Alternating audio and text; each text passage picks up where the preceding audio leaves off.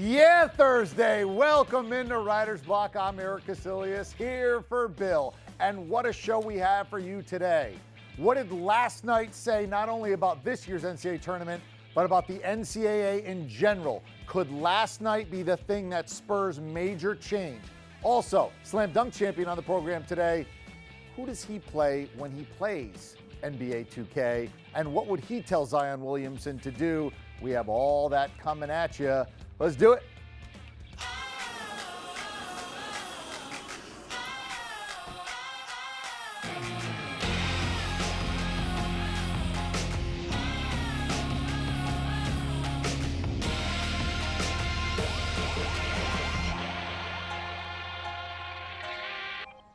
Hey, last night it was Duke, it was Carolina for the first time this year. So the first installment of this rivalry that had Zion Williamson. And it only had Zion for 36 seconds. 36 seconds into the game, he blows out a shoe. Amazing. President Obama was there, and even he was aghast at what just went down. As a result of this, he had to leave the game and did not return. But with this injury, the 2019 college hoop landscape changed. Now, it looks like he'll be fine and will make a full recovery and will be okay. But how was the NCAA tournament affected by what happened? Duke was getting close to 50-50 against the rest of the field odds-wise before last night. 40% depending upon where that you were betting. But now those odds have dropped. Duke now just about 30% to win the title, in part because they don't know if Zion's going to come back, even if he is healthy. Let's take a look at exactly what Zion is worth to Duke, whether he plays or doesn't play. According to our Sportsline projections, they include Duke's chances for a Final Four. With Zion, 58%. It's better than half. They're going, baby. I mean, I remember when the Final Four was called the Duke Invitational, because Krzyzewski went every year. They think they're back to those days. But if he doesn't play, below 40%, 36%. So he's worth 22% to go to the Final Four. How about to win the title? With Zion, Duke, 29%. Without him, 11%. 18%. That's enormous. They're basically telling you they're a 1 in 3 possibility to win the title with him and a 1 in 10 without him. All right, so clearly they need him, but should he shut it down even if he is 100%? Obviously, he shouldn't come back if he's less than 100%, but let's say he's 100%. Let's say he's our brother or best friend or kid, and he comes and says, what should I do? Should I come back and play or not play? He's going to be the number 1 pick if he shuts it down. You could see that it doesn't hurt athletes to shut it down. Look at Nick Bosa. He may be the number 1 overall pick in the NFL draft. Basically got hurt and said, that's it. Like Kramer in the contest, I'm out. Is that what Zion should do? Should he basically say, I'm out? Look, there's something called the golden rule, right? And that means whoever has the gold makes the rules. And in this case, the goal that's being put in the middle is Zion's future. So whatever's important to him, I'm okay with. I'm not going to tell him what to do with his future, right? Maybe it's really important to him to try and win an NCAA tournament. Maybe that's what he's dreamed about since he was a kid. Or maybe he went to college to use it as a vehicle to showcase his talents so he could be the number 1 pick to go into the NBA. And now that he's done that, why would he risk injury? Both of those are very legitimate, viable reasons to either come back or not come back. And I would be okay, because ultimately it's not my gold getting put in the middle, so why do I get a vote, right? I mean, I talked to my dad about this, and he said, son, if it was you, you wouldn't play another minute of college basketball. I send you to college so you can get a job. This kid is guaranteed he's going to have the best job coming out of college, the number 1 overall pick. Why risk that? But I remember once upon a time I talked to Hall of Fame wide receiver Chris Carter, who didn't play his senior year at Ohio State. And I said, you didn't play in a Super Bowl. You didn't get to play your senior year. Would you have rather won a Super Bowl or gotten to play your senior year at Ohio State? And he said, Erik, it's not even close. Not even close. I would have rather played my senior year at Ohio State. It's bigger than a Super Bowl. To have that experience, to be the man on campus, to be carefree. He's like, once you get into the league, it's a job. Yeah, you're getting paid, but it's a job. And when you're on a college campus as the man, you're living pretty good. And it's fun. And I never got a chance to have that kind of fun my senior year. So I could see it either way, because essentially the one and dones, this is Zion's senior year at Duke.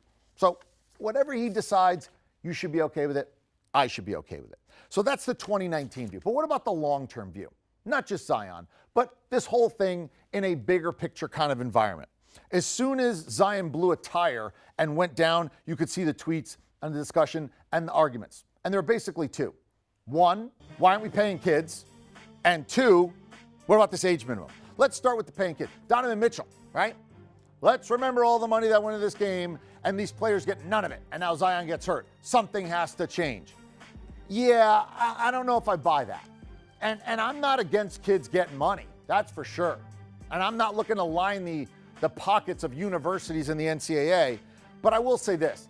Zion gets an enormous benefit. And everybody who's going to get drafted gets an enormous benefit from going to college. I'm not just talking about the room, board, scholarship. Yeah, I get all that. Here's what they get. They get exposure they can't get anywhere else. That's right. The only reason you know about Zion Williamson is maybe if you're really a high school basketball junkie, all right, fine. But basically, because he came to Duke and he dominated. That's why you know. He got the stage. He got the soapbox to stand on. You know what that's worth? Here's how you know it's worth more than anything that we can sort of quantify. If he had a better deal, he would have taken it. Do you think Zion Williamson is at Duke out of any kind of obligation or charitable goodwill tour? No. He's at Duke because it's the best deal he can get. It is literally the best deal in his world, right? If he could have gotten better exposure and made more money and increased his draft stock, he would have done that instead of going to Duke. Duke gave him the best chance to be the number one overall pick. That's why he went. And that exposure is what he's getting in addition to a scholarship. So the idea that, well, these kids do so much. Let's not have our hearts bleed for Zion Williamson, who's probably going to make, a couple $100 million in his career? You know, there's an old saying, never be jealous of anybody, or never feel bad for anybody who's healthier and richer than you are. Now, I don't know what your particular circumstance is, but I bet you the second one, he's probably going to pass a lot of us. The second thing is the NBA, right? The NBA age minimum. This is unbelievable. Stop talking. The NBA does not have an obligation to look out for high school kids or Zion Williamson. You know what their obligation is in a capitalist society? Look out for their brand and their business. That's what they do. They're a private entity. You're a private business. You look out for your business, your shareholders, your owners, and you protect your brand. And they feel like their brand is better served if kids go to college for a year, right? That's what they think. I'm not saying they're right. I'm not saying they're wrong. It doesn't matter. Because in America, you're allowed to make decisions on what you think is best for your business, whether it's right or wrong. And that's all the NBA is doing. All they have to do is follow the law and do what's best for their business. And as of right now, they're doing both of those things because this is a collective bargaining thing. We'll put that aside for now. But the bottom line is the NBA thinks they are better off with kids going to college for a year, and they own the business, golden rule. They're the ones putting their gold in the middle. So I don't know why you think that you can tell the NBA what they should do with their brand. I certainly don't have that kind of hubris. Maybe you do, but I don't. And I'm not going to tell Zion what he should do with his future. Because again, the golden rule says he who has the gold makes the rules. He who's putting the gold in the middle, they get to say. None of this is my gold. So I'll just sit back and be happy for whatever Zion does, because sooner or later he's going to be on a court, and that's going to be fun for everyone. All right. You know what else is fun for everyone? The slam dunk contest, right? It was great. Elbows through the rim. Superman ripping it open. Shaq getting dunked over. The guy who did all those things is going to join us. Did he get a chance to practice with Shaq? How much of that was real versus staged? And when he has downtime and plays NBA 2K, he doesn't play his own team. What team does he play and why? He'll also tell us who's the toughest guy to guard in the league. It's all coming your way straight ahead. I'm Erik Kuselias in for Bill. This is Writer's Block.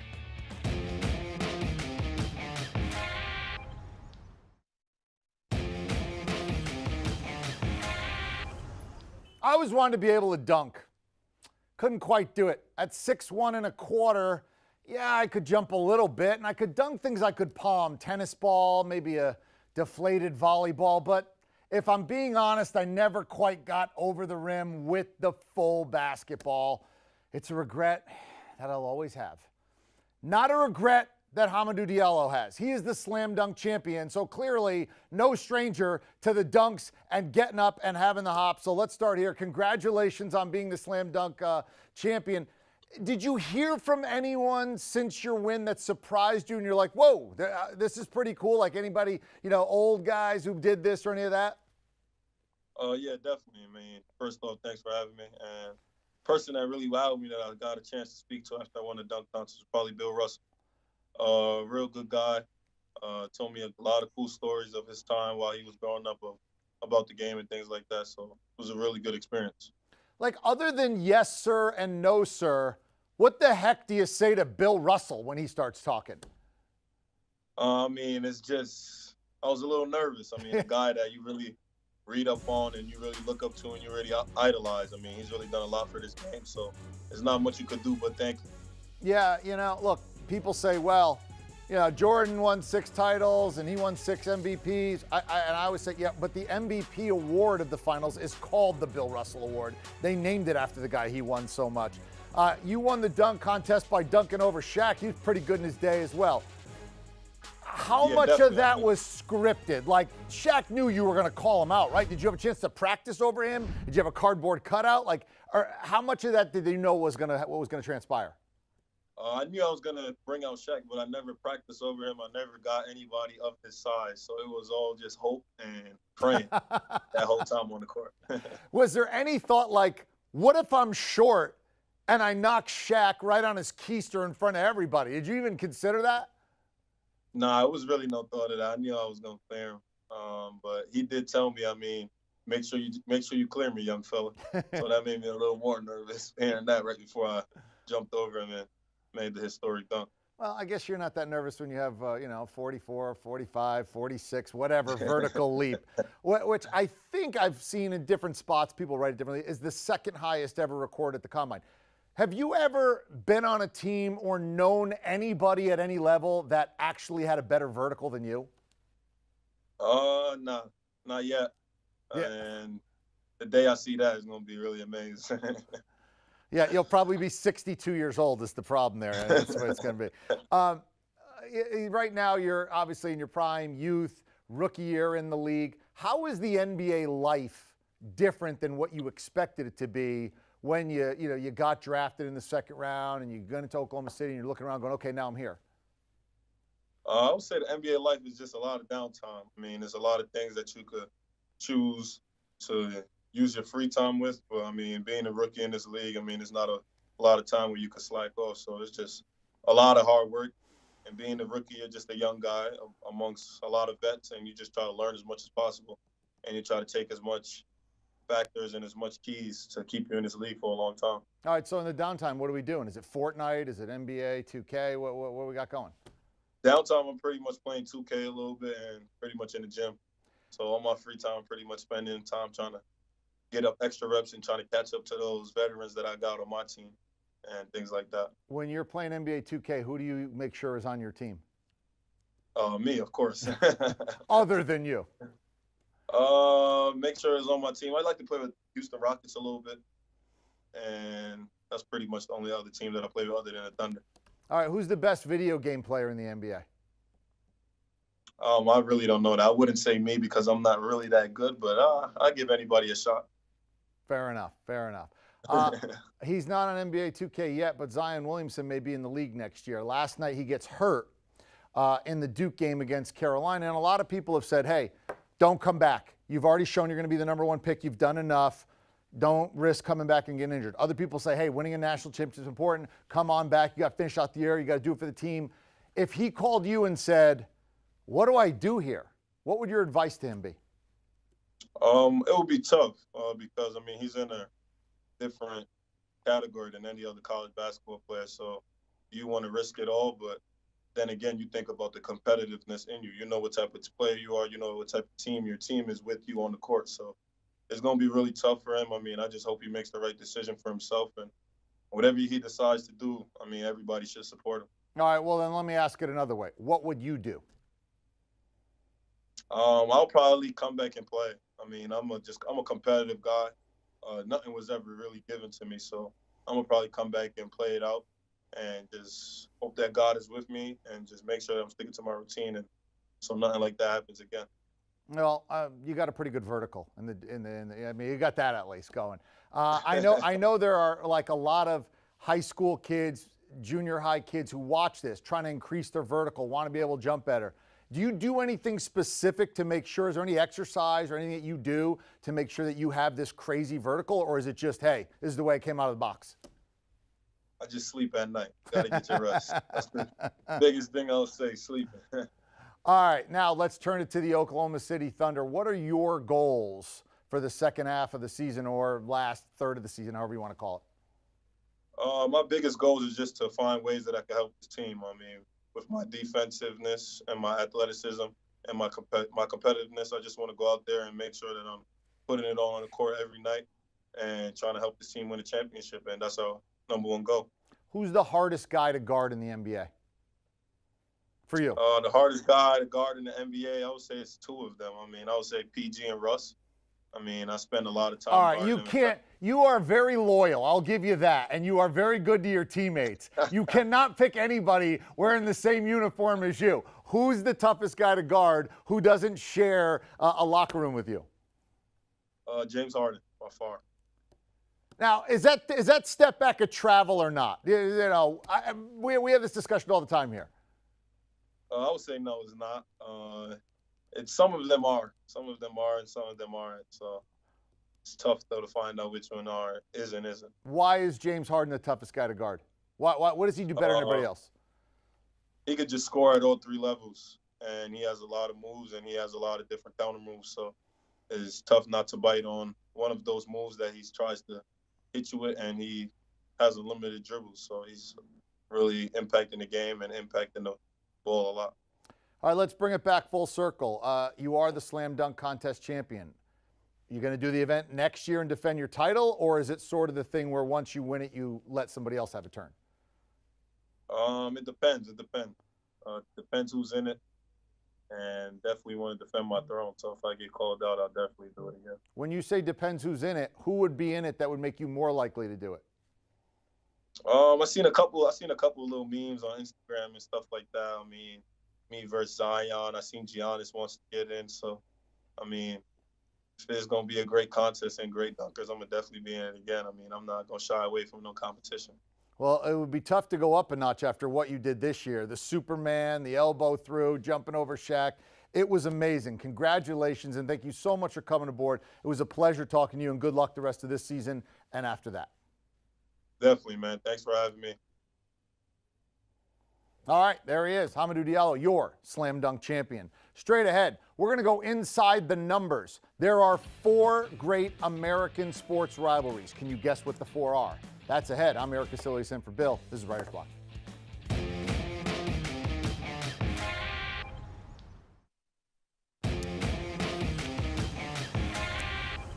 Last night, Duke and Carolina got it on. And you know that's the best rivalry in college hoops. But if we had a Mount Rushmore of American rivalries in sports, what would be the 4 teams, rivalries, that kind of thing, right up there on the list? Well, I was asked to do this, and I'm not saying you have to agree with me or that mine is perfect, but here were my 4. In no particular order, I put Army-Navy on this thing, Duke, Carolina, Yankees, Red Sox, and Ohio State, Michigan. And I'll start with Duke and UNC, the greatest rivalry in college basketball. And here's the number that sort of proves that, 45. Last night was the 45th time that these two teams played when they were both ranked in the top 10.